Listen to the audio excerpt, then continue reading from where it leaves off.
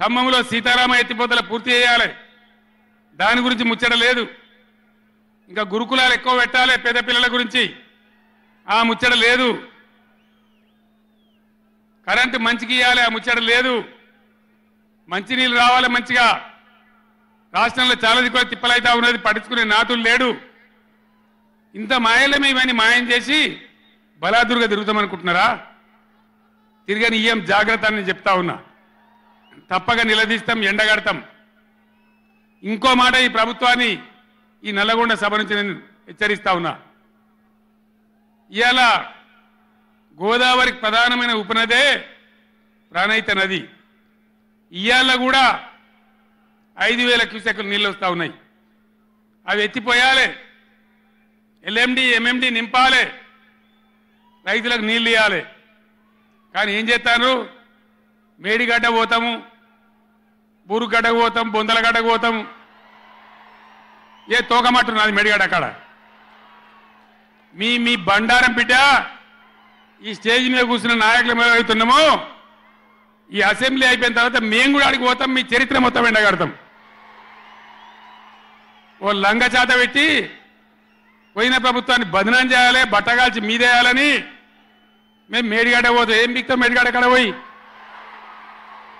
ఎందుకు పోతున్నావు మేడిగడ్డకు? దమ్ముంటే నీళ్ళు ఎత్తిపోయి, నీళ్ళు ఉన్నాయి కాబట్టి డ్యామ్ పెట్టి కూడా నీళ్ళు ఎత్తిపోయచ్చు. రైతుల ఈ కేసీఆర్ని బదనాం చేయాలని ఒక దుష్టబుద్ధి పెట్టుకొని రైతుల పొలాలను కొడతారా? ఇలా బంధు పెట్టిన మైబాద్కు నీళ్ళు వస్తలేవు, డోర్నగర్కు నీళ్ళు వస్తలేవు, సూర్యాపేటకు తుంగతుర్తికి మునిపొచ్చిన నీళ్ళు వస్తలేవు, తగ్గిపోతున్నాయి. ఇదా మీ రాజకీయం? మీ చిల్లర రాజకీయం.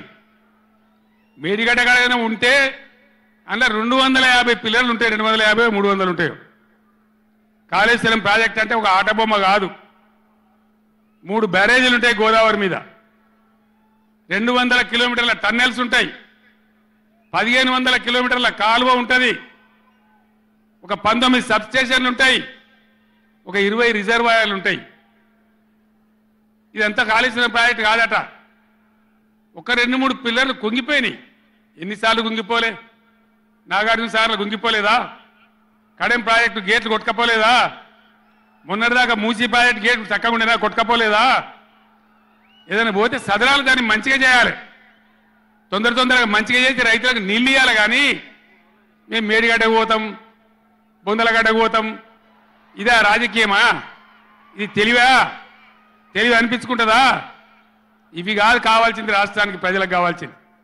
ఓ లోడొచ్చు, వాళ్ళు గెలవచ్చు, ఎవరికి శాశ్వతం కాదు. మళ్ళా డబల్ స్పీడ్తో మేము అధికారంలోకి వస్తాం.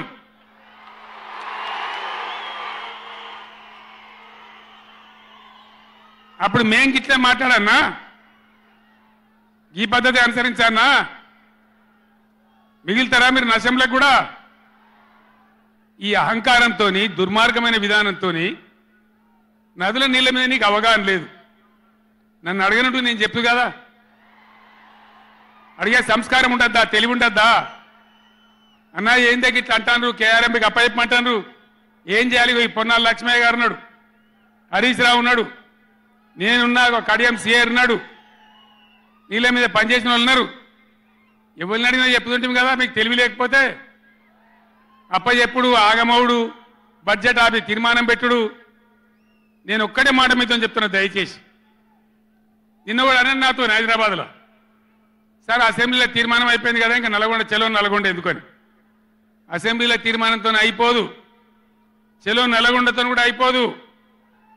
దయచేసి ఎప్పటికప్పుడు కృష్ణా నదిలో బ్రిజేష్ ట్రిబ్యునల్లో మన వాటా తేలే వరకు, న్యాయమైన వాటా తేలే వరకు, మన నీళ్ళ హక్కులు మనకు దక్కే వరకు ప్రతి సందర్భంలో ఈ 5 జిల్లాల ప్రజలు, కృష్ణా పరివాహక ప్రాంతంలో ఉన్న 5 జిల్లాల ప్రజలు ఎప్పటికప్పుడు మనం పోరాడడానికి సిద్ధంగా ఉండాలి.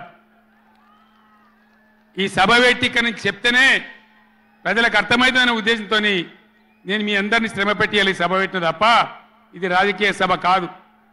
ఇలా ఏ ఎలక్షన్ లేదు, పార్లమెంట్ ఎలక్షన్ కూడా ఇంకా 2 నెలలకు 3 నెలలకు ఉన్నది, ఇప్పటికిప్పుడేం లేదు. నేను ఇలా వచ్చింది రాజకీయాల కోసం కాదు. కాబట్టి దయచేసి మీ అందరిని కోరేది, ప్రజలు ఎప్పటివరకైతే మన హక్కుల మీద న్యాయమైన పోరాటాలకు సిద్ధంగా లేకపోతే బొండిగా విసికెత్తారు తప్ప మనకు న్యాయం జరగదు. అందుకని మీ అందరినీ కూడా ఇలా సభలో ఉన్న వాళ్ళను, టీవీలో నా ఉపన్యాసం వింటున్న వాళ్ళను మీకు దండం పెట్టి నేను చెప్తా ఉన్నా, నేను మీ బిడ్డను. 15 ఏళ్ళు పోరాడి సాగు నోట్ల తలకాయ పెట్టి చివరికి సాగు దాకా పోయి ఈ తెలంగాణ తెచ్చింది నేను. అందుకే నాకు గర్జు ఉంటుంది, ఫికర్ ఉంటుంది, తన్లాట ఉంటుంది, నాశనం కావద్దనే తపన ఉంటుంది. దీన్ని అర్థం చేసుకొని ఎప్పుడు యాక్షన్ కార్యక్రమాలకు పిలిపించినా ప్రభుత్వం యొక్క దమన నీతి నిండగా రేపు చేయాలి, చాలా చేయాల్సి ఉంటుంది. ఇవాళకి ఇట్లా మోపు చేసిన కరెంటు రేపు ఇస్తారా? మార్చిలో, ఏప్రిల్లో, మే నెలలో ఇస్తారా? అసెంబ్లీలోనే జనరేటర్ తెచ్చిపెట్టిండ్రు, అంతపాటు గనులు. ఎన్నోసార్లు నేను చెప్పిన అసెంబ్లీలో మీరు విన్నారు. ఇదే నరేంద్ర మోడీ ప్రభుత్వం మీటర్లు పెట్టాలి, నా తలకాయ పోయినా సరే పెట్టా అని చెప్పిన నేను. 25,000 కోట్ల రూపాయలు ఇయ్యలే మనకి ఇవ్వాల్సినాయి, అయినా పెట్టలే. ఎందుకంటే నా తెలంగాణ రైతులు చెట్టుకోడు గుట్టకోడు అయినరు. హైదరాబాద్ పోయి ఆటో రిక్షాలు నడిపే గతి వచ్చింది. కాబట్టి వీళ్ళు మళ్ళీ ఒక దరికి రావాలి, పల్లెలు పచ్చబడాలి, రైతాంగం బాగుంటే అందరికి పని దొరుకుతుంది, చిన్న రైతు పెద్ద రైతు అందరు బతకాలని చెప్పి ఎంత మంచిగా వచ్చేది రైతు బంధు, ఎంత బ్రహ్మాండంగా వచ్చేది. మీ బ్యాంకులో పడి టింగు టింగుమని మీ ఫోన్లు మోగుతుండే. ఇప్పుడు బ్యాంకులో వడులు లేదు, ఫోన్ మోగులు లేదు. ఏం మోగుతుందిరా అంటే రోజు అసెంబ్లీలో అరుస్తా ఉన్నారు పనికి మాలిన మాటలు. అంతే కదా, మీరందరూ చూస్తున్నారు కదా. ఏం భయపడకుండా, ఏం కాదు, మళ్ళా మనమే వస్తాం, అన్నీ చేసుకుందాం, ఏం కానీయం తెలంగాణను. ఈ మధ్యలో కూడా వీళ్ళు దుర్మార్గం చేస్తే కొట్లాడదాం, పోరాడదాం, మన హక్కుల కోసం నిలబడదాం. రే ఆగురాబాయ్ ఆగో, ఏ ఆబా రాజశరెడ్డి, అరే ఎవడాడు ఈ సభరా బాబు? ఇది మన సభ కాదు ఇది. ఎందుక పిచ్చోళ్ళాడా?